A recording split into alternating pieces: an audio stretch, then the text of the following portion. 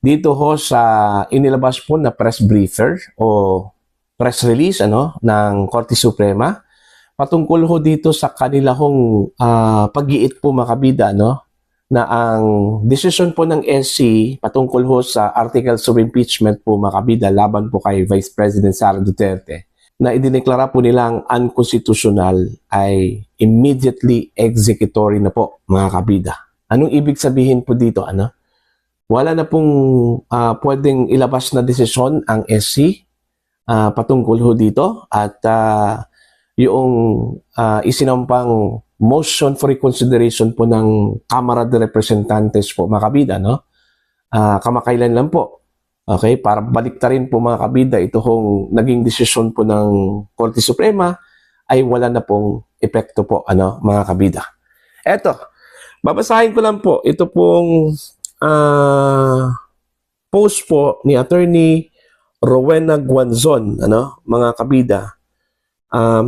Pinagbasihan lang po niya ito pong press briefer o press release po ng Korte Suprema na inilabas po kahapon, August 5, 2025.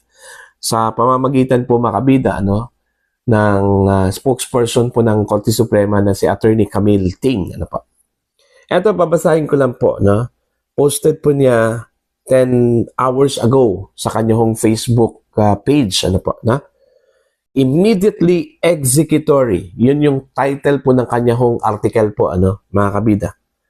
The Supreme Court or SC on Tuesday stressed that the ruling that declared unconstitutional the articles of impeachment against Vice President Sara Duterte should be enforced immediately. Ayan. In a press release, SC mouthpiece Attorney Camille Ting emphasized that the motion for reconsideration filed by the House of Representatives has no effect on the immediately executory nature of the July 25 decision.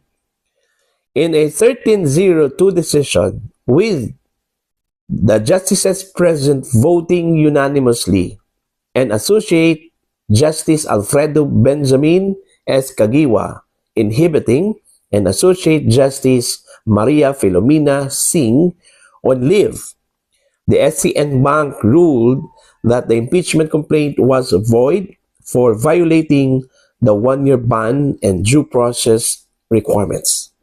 This decision is immediately executory, the press release said.